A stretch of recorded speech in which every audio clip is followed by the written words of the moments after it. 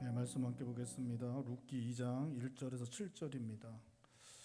예, 룻기 2장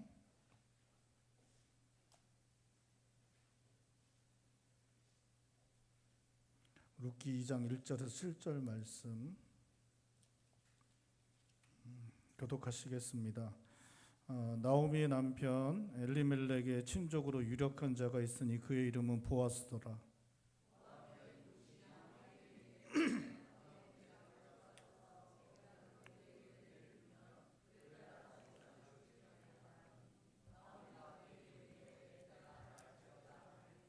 룻이 가서 베는 자를 따라 밭에서 이삭을 줍는데 우연히 엘리멜렉의 친족 보아스에게 속한 밭에 이르렀더라.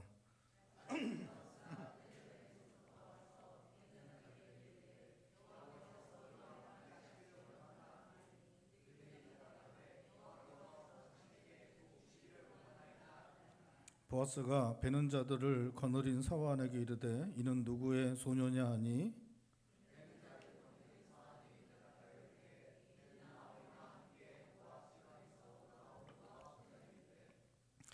함께 보겠습니다. 그의 말이 나로 베는 자를 따라 사이에서 아침부터 와서는 잠시 집에서 쉰 후에 지금까지 계속되는 중이니이다. 아멘. 나오미가 이제 모압 땅을 떠나서 베들레헴으로 이제 가려고 할 때 베들레헴에 가면 참 쉽지 않은 삶이 될 것이라고 예상할 수 있었는데 실제로 이제 룻과 함께 베들레헴에 왔을 때 먹고 사는 문제가 쉽지 않게 되는 상황에 이제 맞게 되었습니다. 그래서 이제 룻이 오늘 본 말씀에 이삭 주는 일을 이제 하는 그런 모습이 나타나고 있습니다.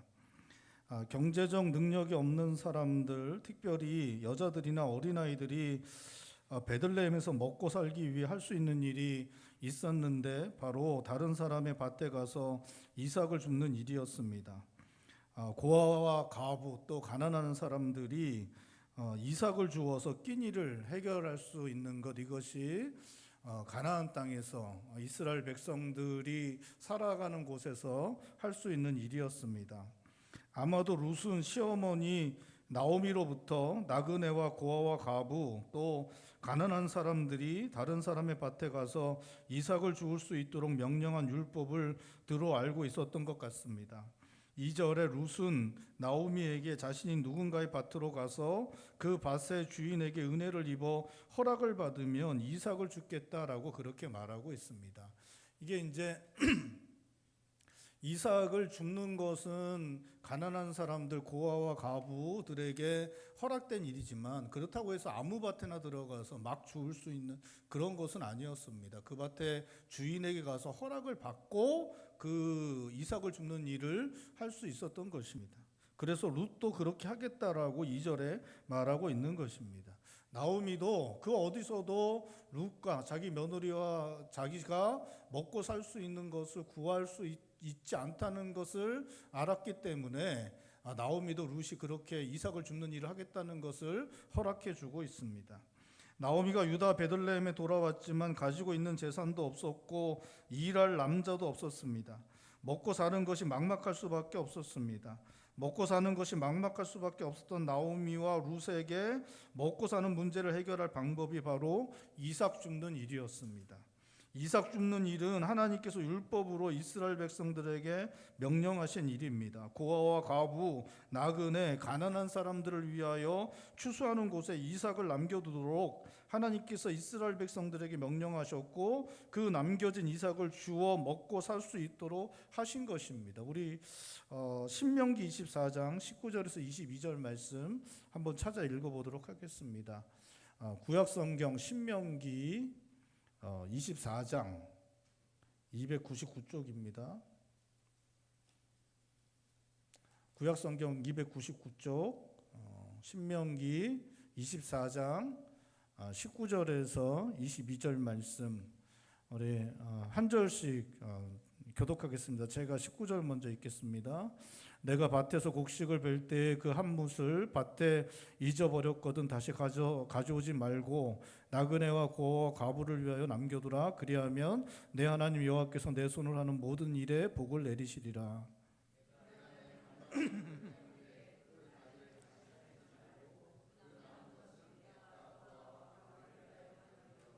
내가 내 포도원에 포도를 딴 후에 그 남은 것을 다시 따지 말고 객과 고아와 과부를 위하여 남겨두라.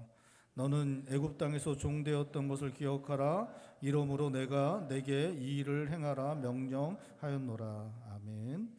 하나님의 율법이 이스라엘 백성 공동체 가운데 지켜질 때에 아무것도 없는 사람들, 경제적으로 아무것도 남지 않는 사람들도 생명을 위한 식량을 얻을 수 있었습니다. 하나님의 율법이 지켜질 때 아무것도 남지 않은 사람들도 소망의 끈을 붙잡을 수 있는 것, 이것이 바로 오늘 성경 본문을 통해서 우리들에게 보여주는 것입니다. 여러분, 하나님의 율법, 하나님의 말씀이 이 땅 가운데 지켜지게 되면 아무것도 남는 것 없는 것 같은 사람들이라고 할지라도 살아갈 소망의 끈을 붙잡을 수 있게 됩니다. 살아갈 수 있는 방법을 찾을 수 있게 됩니다. 하나님의 백성 공동체가 하나님 말씀 앞에 온전히 순종하여 살아가게 되면 삶의 힘들고 어려운 상황을 맞은 사람들에게, 때때로 낙심과 절망만 남은 사람들에게도 하나님의 은혜가 임하게 될 수 있습니다. 하나님의 말씀에 순종하며 살아가는 하나님의 백성들로 말미암아 힘들고 어려운 상황을 지나가는 사람들과 낙심과 절망 속에 있는 사람들이 하나님의 은혜 가운데 살아갈 힘을 얻게 되고 소망의 끈을 붙잡을 수 있는 길이 열리는 일들이 일어날 수 있는 것입니다. 사랑하는 성도 여러분, 우리 한마음교회가 하나님 말씀대로 순종하여 그 말씀대로 살아가는 믿음의 공동체가 될 수 있기를 바랍니다. 서로 사랑하라는 말씀에 순종하여 서로 사랑하는 사랑의 공동체가 될 수 있길 바랍니다.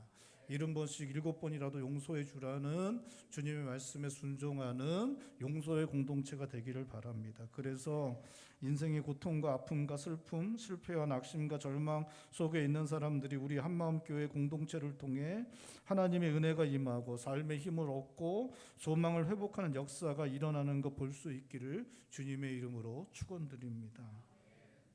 나오미의 허락을 받고 룻은 이삭을 줍기 위해 베는 자를 따라 밭으로 나갔습니다. 그리고 그 밭에서 이삭을 줍는데 우연히 엘리멜렉의 친족 보아스에게 속한 밭에 이르게 되었다라고 말씀하고 있습니다. 우리 3절 말씀, 룻기 2장 3절 말씀 우리 한 목소리로 읽겠습니다. 룻기 2장 3절입니다.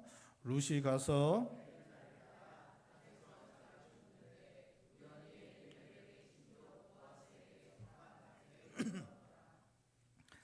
보아스에 대해서 1절에 소개하고 있는데, 나오미의 남편 엘리멜렉의 친족으로 유력한 자다라고 그렇게 말하고 있습니다. 보아스가 유력한 자라고 소개하고 있는데, 유력한이라는 말은 신체적인 힘, 경제적인 능력, 도덕적 탁월성 등의 뜻을 가진 말입니다. 보아스에게 유력하다라고 말하는 것은 그가 재산이 많았을 뿐만 아니라 사회적으로도 유능하고 인격적으로도 탁월하여 지역 사람들에게 존경받는 사람이었음을 말해주는 것입니다. 보아스는 그 지역 공동체에서 영향력 있는 사람 중 하나였음을 말하는 것입니다. 유력하다라는 말, 이 말은 영향력 있다라는 말과 가장 흡사한 의미를 가지는 말입니다. 4절에 룻이 보아스의 밭에서 이삭을 줍고 있을 때 보아스가 베들레헴에서부터 와서 밭에 추수하는 것을 둘러보았다라고 말하고 있습니다. 자기 밭에 온 보아스는 밭에서 일하는 사람들을 향하여 여호와께서 너희와 함께 하시기를 원한다라고 그렇게 인사를 하고 있습니다. 보아스의 인사말을 들은 일하던 사람들은 일제히 보아스를 향해 여호와께서 당신에게 복 주시기를 원하나이다 라고 답하고 있습니다. 일하던 사람들은 사랑과 존경의 마음을 담아 보아스를 향해 하나님께서 복 주시기를 원한다라고 인사하고 있습니다. 보아스가 이렇게 사람들을 향하여 여호와께서 너희와 함께 하시기를 원한다라고 인사하는 것은 보아스가 얼마나 하나님 앞에서 신실한 사람이었는가를 보여주는 것입니다. 보아스는 하나님께서 함께 하시는 것, 하나님께 복받는 것이 우리 인생에 얼마나 필요한 것인지 알았고 그것을 자기 밭에서 일하는 사람들을 위하여 구하고 있는 것입니다. 여러분들 중에 혹시 이렇게 만나면 만나는 사람에게 당신에게 하나님의 복이 있기를, 하나님께서 함께 하시기를 원합니다라고 인사하시는 분 혹시 있으세요? 예? 없죠? 없으시죠? 예? 그렇게 우리는 뭐라고 이게 밥 먹었냐, 이제 우리 밥 먹었냐, 뭐 요즘 어떠냐 이렇게 하지, 이런 식으로 인사하는 사람은 그렇게 많지 않습니다. 뭐 이스라엘이라고 뭐 특별히 그렇게 다르진 않았을 것입니다. 우리는 이제 성경에 나오는 믿음의 사람들의 삶만 우리가 보기 때문에 이게 뭐 특별하지 않을 거라고 생각할 수 있지만 사실은 그렇지 않죠. 이스라엘 사람들도 다 이렇게 인사한 것은 아닙니다. 이 사람은, 보아스라는 사람은 대단히 신실한 사람이고, 하나님께서 함께 하심과 하나님 복 주심이 얼마나 우리들에게 필요한 것인지를 잘 알아 아주 신실한 사람이었기 때문에 밭에서 일하는 사람들에게 이렇게 인사하고 있는 것입니다. 이렇게 여호와께서 너희와 함께 하시기를 원한다라고 인사하는 것은 또한 그가 얼마나 인격적인 사람이었는가를 보여주는 것이기도 합니다.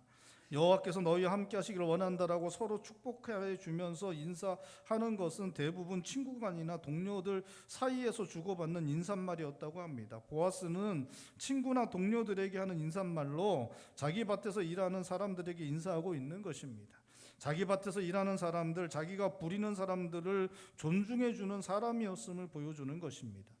보아스는 경제적인 능력뿐만 아니라 인격적인 탁월함까지 가진 유력한 사람의 모습으로 등장하고 있습니다. 자신의 밭에서 일하는 사람들을 존중할 줄 알았고 그들로부터 존경받는 모습 보여주고 있는 것입니다. 보아스처럼 베들레헴 지역에서 경제적인 능력과 인격적인 탁월함을 갖추고 사람들로부터 존중받는 유력한 자가 될 수 있었던 사람이 한 사람이 있는데 그게 누구냐? 바로 엘리멜렉이었습니다. 엘리멜렉도 베들레헴의 분배받은 땅에서 살고 있었고, 나오미가 1장 21절에 베들레헴을 떠나갈 때는 자신이 풍족하였다라고 말하고 있는데, 남편도 있고 두 아들도 함께하였다는 것을 말하는 것이기도 하지만 경제적으로도 여유가 있었음을 의미하는 말이기도 합니다. 엘리멜렉도 분배받은 땅에서 부족하지 않은 넉넉한 삶을 살고 있었고 유력한 자로 불리우게 될 수 있는 사람이었습니다. 하지만 엘리멜렉은 흉년을 피해 모압 땅으로 옮겨갔고 모압 땅에서 그 인생을 마치고 말았습니다. 베들레헴에서 유력한 자인 보아스도 라합과 살몬의 아들로 태어나 베들레헴 지역의 분배받은 땅에서 살던 사람이었습니다. 보아스는 분배받은 땅에 자리를 잡았고 그곳에서 살았고, 보아스도 동일하게 엘리멜렉처럼 베들레헴에서 흉년을 겪었습니다. 우리가 이제 성경을 볼 때 스스로 이제 좀 암시하면서 보는 것 중 하나가, 보아스는 되게 부자처럼 느껴지죠, 그렇죠? 그럼 보아스는 금수저 같다라고 느껴지지 않습니까? 예, 그렇죠? 그리고 엘리멜렉은 좀 흙수저, 그렇죠? 예?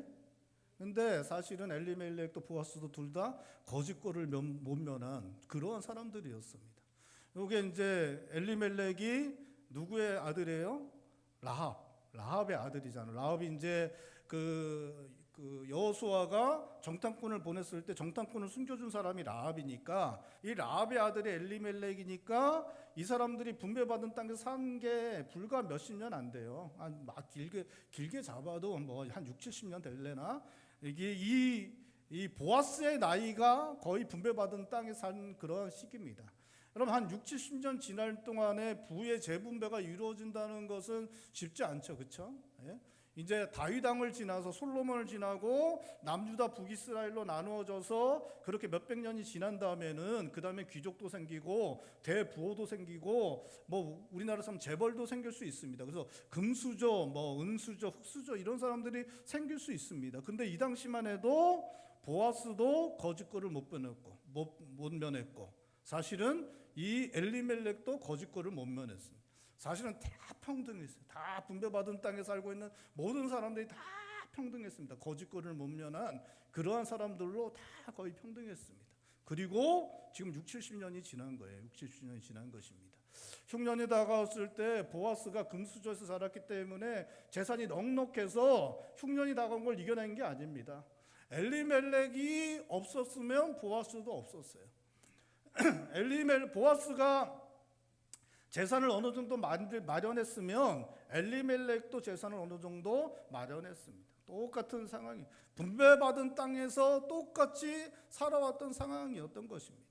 엘리멜렉이 너무나 힘들어서 흉년을 피해서 갈 수밖에 없었다면 보아스 역시 흉년을 피해서 갈 수밖에 없는 아주 어려운 상황을 이 사람도 동일하게 지나가고 있었던 것입니다. 그런데 엘리멜렉은 흉년을 피하여 모압 땅으로 갔지만 보아스는 믿음 안에서 하나님의 뜻을 헤아리고 분배받은 땅을 지키기로, 믿음의 자리를 지키기로 결정을 한 것이었습니다. 흉년이 계속되는 동안에도 믿음 안에서 하나님의 뜻을 따르기로 결정한 것입니다.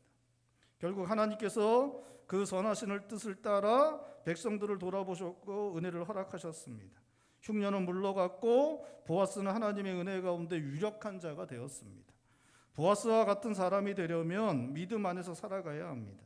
하나님의 뜻을 구하며 살아가야 합니다. 하나님의 뜻을 저버리고 믿음의 자리를 떠나가면 보아스와 같은 사람이 될 수 없습니다.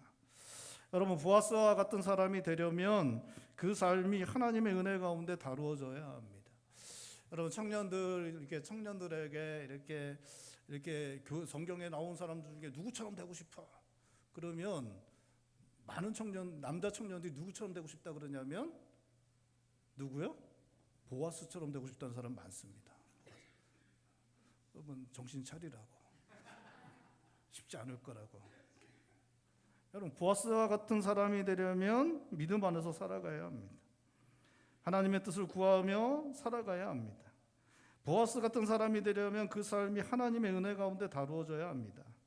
그것을 위해서 삶이 잘 되든 힘들고 어려운 시간이 오든 밭에 수확이 많은 열매를 맺든 때때로 흉년이 오게 되든 여러분, 믿음 안에 거하여야 합니다. 하나님의 뜻을 구하여야 합니다. 그래야 하나님 은혜 안에 거할 수 있고 그 삶이 하나님의 은혜대로 다루어질 수 있습니다. 하나님의 은혜 안에서 우리의 삶이 한 해 두 해, 우리의 청년의 때와 장년의 때 그리고 노년의 때까지 우리의 인생의 시간들이 하나님의 은혜 가운데 지나가야 합니다. 그렇게 하나님의 은혜가 우리 인생에 스며들고 적셔질 때, 우리의 인생의 시간들이 하나님의 은혜로 다루어질 때 우리는 보아스와 같은 사람들이 될 수 있는 것입니다. 보아스는 흉년이라는 그 큰 어려움을 분배받은 땅에서 하나님의 은혜를 구하며 참고 견디어냈습니다. 보아스의 시간들은 하나님의 은혜 안에서 지나갔습니다. 보아스는 어찌하든지 믿음 안에서 하나님의 뜻을 구하며 살아갔고 하나님의 은혜 안에서 그 삶이 다루어지게 되었고 그러한 시간들 속에서 보아스는 유력한 자로 만들어지게 된 것입니다. 여러분, 보아스의 성품이 이렇게 탁월한 사람이었나? 태어날 때부터 이렇게 탁월한 사람이고 보아스는 태어날 때부터 이렇게 부유한 사람이고 보아스는 태어날 때부터 남들을 돌아보고 베푸는 사람이었나? 우리는 그렇게 생각할 수 있지만 성경은 그것에 대해서 이야기해 주지 않습니다. 보아스는 태어날 때부터 성격이 못되고 보아스는 태어날 때부터 가난했고 보아스는 태어날 때부터 지만 생각했던 사람이었을 수 있습니다, 여러분. 그런데 보아스의 인생이 청년의 때와 장년의 때와 노년의 때까지 보아스의 인생이 어찌하든지 믿음 안에서 살려고 노력하였고 하나님의 뜻을 구하고 하나님의 은혜를 바라보며 살려고 노력하였고 그 청년의 때와 장년의 때와 노년의 때가 하나님의 은혜 가운데 지나가면서 하나님의 은혜가 그 인생 가운데 스며들고 그 인격과 사람됨을 하나님의 은혜로 적셔져서 이렇게 변화되는 이렇게 보아스와 같은 사람이 되었다는 것, 이것이 성경이 우리들에게 말씀해 주는 것입니다. 우리의 삶의 형편이 어떠하든 간에 믿음의 자리를 떠나지 않고 하나님의 뜻을 구하고 그 뜻을 따라 살아가는 믿음의 삶을 살아가실 수 있기를 바랍니다. 그래서 언제나 우리의 삶이 하나님의 은혜 안에서 지나가고 하나님의 은혜 가운데 우리의 삶이 다루어져서 우리가 모두 다 보아스와 같은 사람들이 될 수 있기를 주님의 이름으로 축원드립니다. 밭을 둘러보던 보아스는 밭에서 이삭을 줍는 새로운 사람을 발견하고는 곡식을 베는 사람들을 관리하는 사환에게 룻이 누구의 소녀냐라고 묻습니다. 그러니까 예전에도 저희 가정도 이제 저희 누나가 넷이고 이제 제가 이제 막내인데 동네 사람들이 이제 저희가 이제 누나들이 많으니까 이렇게 자매들이 많으니까 자매 중에 하나 그러면 제가 누구야? 그러면 왜 거기 저기 그 집의 딸이잖아 뭐 이런 식으로 얘기를 많이 했습니다. 쟤 누구야? 그러면 왜 그 집의 막내 아들, 걔 막내 아들이잖아 이렇게 얘기를 많이 했는데 그렇게 이제 묻는 것입니다. 누구의 딸이냐? 이게 이제 누구냐라고 이제 그렇게 묻는 것입니다. 아마도 보아스는 룻을 처음 본 것 같습니다. 2절에 룻이 이삭을 주울 때 은혜를 입어야 한다라고 말하고 있는데 이 밭주인에게 이렇게 허락을 받아야 하는데 밭주인이었던 보아스에게 허락을 받지 않고 사환에게 이렇게 허락을 받았습니다. 아마도 보아스는 자기의 밭에 그 줍는 그러한 일들을 허락받는 것을 사환에게 일임을 한 것 같습니다. 그래서 보아스는 자신이 밭의 주인이었지만 밭에서 일하는 그 룻을 처음 본 것이고 그 룻을 처음 본 룻에게 누구냐고 이렇게 묻고 있는 것입니다. 여러분 이거는 이제 룻이 너무 예뻤기 때문에 보아스가 관심 가지고 묻는 것이 아닙니다. 여러분 이거는 그런 건 전혀 아닙니다. 룻이 이뻤는지 안 이뻤는지 성경은 이야기해 주지 않습니다. 여러분 사라는 예뻤어요 안 예뻤어요? 무지하게 이뻤죠. 무지하게 이뻤습니다. 리브가는 이뻤습니까 안 예뻤습니까? 무지하게 이뻤다라고 성경이 분명하게 이야기를 하고 있습니다. 룻이 예뻤나 안 예뻤나 그건 정확하게 이해하고 있지 않습니다. 여러분 이것은 묻는 것은 보아스가 사람에 대한 관심이 있는 사람이었기 때문에 그냥 묻는 것입니다. 처음 본 사람이었기 때문에 묻는 거예요. 여러분 밭에서 이삭 줍는 사람들은 대부분 누구겠습니까? 대부분 다 여자예요. 대부분 다 여자. 남자는 이삭 줍지 않습니다. 남자는 뭐 하냐? 그 곡식을 베는 일을 하죠. 베는 일을 해요. 돈 벌 수 있는 일을 하고 여자들 또 어린아이들이 대부분 다 이렇게 이삭 줍는 일을 하는 것입니다. 그래서 이삭 줍는 그 사람 중에 새로운 여자가 들어왔으니까 사람에 대해서 관심이 많았던 그리고 베푸는 일들을 열심히 했던 이 보아스가 그것도 그렇게 처음 본 사람이었던 여자였던 룻이 누구냐라고 그렇게 묻고 있는 것입니다. 그러자 사환은 이야기를 해주고 있습니다. 자기를 따라와서 이렇게 이삭을 줍겠다고 해서 허락해 주었더니 그 이삭을 줍는 일을 하였는데 아침부터 저녁까지 쉬지 않고 이삭을 주었다. 집에 가서 잠시 쉰 이후로는 성실하게 이삭 줍는 일을 하였다라고 그렇게 이야기를 해주고 있습니다. 당시에 나오미가 고향으로 돌아온 것은 화제가 되고 있었고 보아스에게 나오미는 친족인 엘리멜렉의 아내였기 때문에 다시 고향 땅으로 돌아온 것 들어 알고 있었습니다. 그래서 이제 모압 소녀라고 이야기했을 때 이 보아스는 이 모압 소녀인 이 룻이 나오미의 며느리라는 것을 알게 되었습니다. 그 모압 여자인 며느리가 나오미를 위해 이삭을 줍고 있었고 그렇게 이삭을 주울 때 쉬지 않고 성실하게 최선을 다해 이삭을 주었다는 말을 보아스는 사환에게 듣게 된 것입니다. 사환의 말을 들은 보아스는 룻을 좋게 여기게 됩니다. 보아스는 세상 돌아가는 이치를 잘 아는 사람이었습니다. 이방 여인인 룻이 시어머니 나오미를 따라 유다 베들레헴으로 오는 것이 얼마나 어려운 일인지 알고 있었습니다. 그런데 룻은 자기 시어머니를 섬기기 위해 함께 베들레헴까지 왔고 자기 시어머니를 섬기기 위해 이삭 줍기와 같은 일을 하였고 이삭 줍기를 할 때도 최선을 다하여 성실하게 하는 그러한 모습을 보여주고 있는 것입니다. 룻의 그러한 모습이 보아스의 마음을 기쁘게 하였습니다. 여러분 여기서 기쁘다는 것은 마음이 흐뭇한 것이 아주 대견하게 여기는 것이죠. 그렇죠? 여러분 청년들이 정말 열심히 사는 청년들을 보면 여러분 마음이 어떻습니까? 되게 이제 기쁘죠. 마음이 좋고 보기만 해도 든든하고 아주 마음이 이렇게 좋습니다.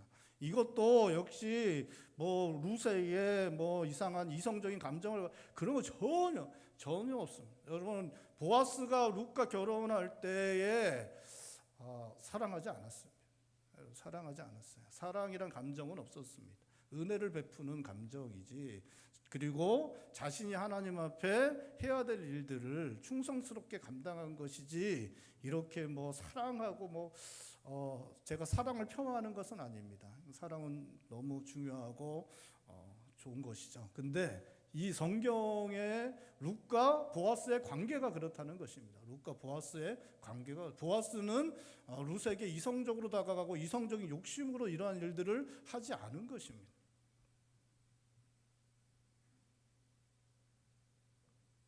룻의 이러한 모습이 보아스의 마음을 기쁘게 하였습니다. 보아스는 시어머니를 섬기려 하고 성실하게 일하는 룻을 기특하게 여겨 룻을 선대하는 모습을 보여주고 있습니다. 후에 보아스는 더 나아가 엘리멜렉의 기업을 잇도록 하기 위해 룻과 결혼까지 하게 되고 결국 나오미는 손자를 품에 안게 되고 그 삶이 회복되는 역사가 일어나게 되었음을 성경은 말씀하고 있습니다. 이 모든 일이 시작된 곳이 바로 오늘 본문 말씀의 이삭 줍는 현장이었습니다. 이삭 줍는 현장에서 보아스가 룻을 주목하게 되었고 그 관계가 시작되게 되었고 보아스의 좋은 마음과 은혜 베품이 시작됩니다. 하나님의 은혜의 역사가 시작된 것입니다. 여러분, 이삭 줍는 일은 즐거운 일이 아닙니다. 그것은 고된 일이고 괴로운 일입니다. 룻에게 이 일은 멸시와 천대를 당할 수도 있는 일이었습니다. 이삭을 줍는 사람들은 가난하고 힘없는 사람들이었습니다. 율법적으로 보장된 일이었지만 사실은 구걸하는 것과 다를 것 없는 것이 이삭 줍는 일이었습니다. 이렇게 화가가 그린 명화에 보면 추수하는 장면에 이렇게 되게 낭만적이고 좋은 것처럼 이렇게 보여지는 그런 그림들이 있어서 이삭 줍는 일이 되게 낭만적인 일처럼 생각하는 사람들이 있을 줄 모르지만 이삭 줍는 일은 그냥 잘 이야기해서 이삭 줍는 일이지 사실은 그건 구걸하는 것과 거의 다를 바 없었습니다. 그렇기 때문에 그것은 자존심 상할 수 있는 일이었습니다. 이삭 주우러 온 사람들에게 그곳에서 일하는 사람들이 함부로 대해도 이삭 줍는 사람들이 할 수 있는 것은 없었습니다. 밭에서 곡식을 베는 사람들은 대부분 남자들이었고 이삭 줍는 사람들은 여자들과 어린아이들이 대부분이었기 때문에 더군다나 그것은 구걸하는 것과 거의 다를 것이 없었기 때문에 이삭 줍는 사람들은 아무런 힘도 없었습니다. 곡식을 베는 일하는 사람들이 함부로 대할 수 있는 그런 사람들이었습니다. 더군다나 이방 여인이었던 룻은 어떠한 보호도 받지 못하고 있었기 때문에 멸시와 천대뿐만 아니라 성적으로 몹쓸 일을 당할 가능성도 대단히 높았습니다. 이삭 줍는 일은 육체적으로 고된 일이었고 멸시와 천대당하고 마음뿐만 아니라 몸도 상하게 할 수 있는 그러한 일이었습니다. 이렇게 힘들고 어려운 일이었지만 룻은 이 일을 묵묵히 감당해냅니다. 시어머니를 위하여 묵묵히 쉼없이 성실하게 이삭 줍기를 하였습니다. 그리고 그렇게 이삭을 줍는 룻에게 하나님께서 은혜를 허락하십니다. 3절에 우연히 룻이 보아스의 밭으로 갔다고 하는데 하나님께서 룻을 보아스의 밭으로 그렇게 인도하신 것입니다. 그리고 그렇게 보아스의 밭에서 일하는 룻을 보아스가 주목하게 하셨고 그 놀라운 은혜의 일들이 시작되게 하신 것입니다. 우리 인생에도 이삭을 주어야 할 때가 있습니다. 허드렛 일 같고 육체적으로는 고되고 사람들로부터 인정받지도 못하는 일을 해야 할 때가 있습니다. 살아남기 위해 어쩔 수 없이 마음에 들지 않는 일을 해야 하는 쉽지 않은 시간을 보내야 할 때가 있습니다. 여러분, 그러할 때 기억해야 하는 것, 많은 경우 그렇게 힘들고 어려운 일을 감당해야만 하는 그 현장에서 하나님의 은혜가 시작된다는 것입니다. 그러한 시간들을 성실하게 최선을 다해 보낼 때 우리 인생에 새로운 일이 시작될 수 있다는 거 기억해야 합니다. 여러분, 이삭 줍는 일을 해야 할 때 그 일이 우리가 해야만 하는 일이라면 성실히 최선을 다해 감당해야 합니다. 참고 인내함으로 감당해야 합니다. 그렇게 할 때 하나님의 은혜가 임하게 됩니다. 하나님께서 우리 인생의 길을 열어주시는 역사가 시작됩니다. 여러분, 룻이 이삭 줍는 일을 하는 것이 싫어서 하지 않았다면 또 마지못해 하고 게을러서 대충 하고 꾀를 부렸다면 보아스를 만나는 일도 보아스를 통해 하나님의 은혜를 경험하는 일도 일어나지 않았을 것입니다. 우리가 해야만 하는 이삭 줍는 일을 성실하게 인내함으로 감당할 때 보아스를 만날 수 있습니다. 하나님의 은혜를 맛볼 수 있습니다. 새로운 일들이 일어날 수 있습니다. 여러분, 하나님께서 우리 인생의 은혜를 허락하십니다. 좋은 것 허락하십니다. 여러분, 믿으실 수 있길 바랍니다. 하나님께서 우리들을 불쌍히 여기셔서 은혜 베풀기를 원하십니다. 좋은 것 주시기를 원하십니다. 우리가 고통 가운데 있을 때 너무나 힘들고 낙심하고 절망하고 있을 때 하나님께서 우리들에게 은혜 베풀기를 원하십니다. 여러분, 믿으실 수 있길 바랍니다. 좋은 것으로 변화시켜 주시길 원합니다. 새로운 것, 새로운 일들을 시작하시기를, 우리 인생 가운데 새로운 것을 시작하시고 다시 일어나 그 삶을 살아가기를 하나님께서 원하십니다. 우리가 우리의 자녀들, 우리가 우리의 가정의 자녀들 그렇게 안 되고 힘들고 어려우면 도와주어서 어떻게라도 다시 일어서게 하기를 우리 부모들이 원하는 것처럼 하나님께서도 하나님의 백성들, 하나님의 자녀들 힘들고 어려울 때, 슬픔과 낙심과 절망 가운데 있을 때 은혜 베풀어 주시길 원하십니다. 좋은 것 주시길 원하십니다. 그 인생에 다시 일어서고 새로운 일들을, 회복의 역사를 허락하여 주시길 원하십니다. 여러분 믿으실 수 있길 바랍니다. 여러분 반드시 믿으실 수 있길 바랍니다. 힘들고 어려운 순간에 있다면 하나님께서 나에게 은혜를 허락하시길 원하시는구나. 낙심과 절망밖에 남은 것 없다고 느껴질 때 하나님께서 나에게 은혜를 베풀어 주시길 원한다는 것, 여러분 반드시 믿으실 수 있길 바랍니다.